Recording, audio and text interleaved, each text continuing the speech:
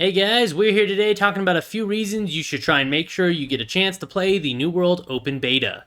The Open Beta will run from September 9th at 7 a.m. Pacific Time until September 12th at 11:59 p.m. Anyone will be able to partake in the Open Beta, but you will have to request access to it, which you'll be able to do starting on September 8th at 7 a.m.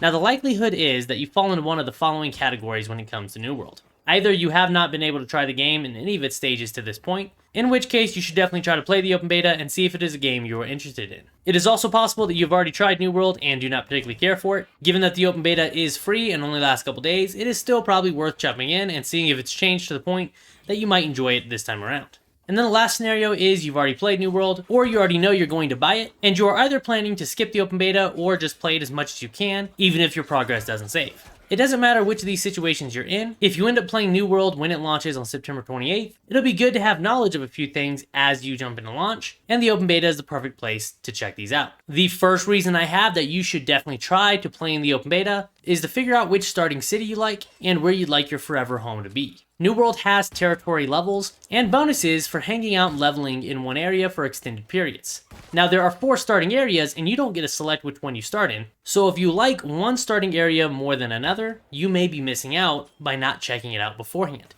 There will be certain points in the main story quest that are better than others to transfer over to a different city, although it's not necessary to do it at a certain point. And at the very least, moving over to the city you want to be hanging out in early on in the game will allow you to accumulate levels there in that territory at an earlier stage in the game. You will be fighting and questing in one of the 4 starting zones up until level 25, so you can spend quite a grip of time here. And who knows, you may end up deciding this is where you want one of your houses in the game to be.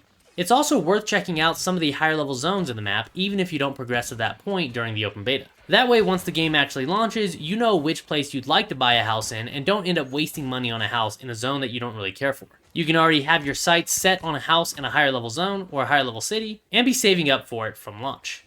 The second reason that you should get some time played in the Open Beta is your weapon combinations. Now you may already be going into the game knowing exactly what you want to do or what weapons you want to use. And if you played previous versions of the game, you probably have a good idea of what you're going to use. Now, things could be different in the Open Beta or in launch, so the more you can play them, the better. But an important factor in New World is passive perks. Even if there's a weapon that you don't have a lot of interest in just reading about it, there are passive perks that can vastly change how a weapon performs and operates, so it can be very important to unlock these things and check them out before launch, so you can rule out weapons you simply don't like, or find out that you like some weapons that you didn't think you would. Although you can level every weapon to max in the game, this can take a little bit of time. So I think it's important, especially if you want to compete in PvP or be able to handle mobs your level without any issues, not to be changing weapons halfway through the game, and to focus on a particular 2 from launch until they're maxed out. So make sure anytime you're testing with weapons in the Open Beta that you are respecking often, checking out different perks and abilities in it, and especially paying attention to the passives in the trees, because these can have some drastic changes to how the weapon operates or how a certain ability performs.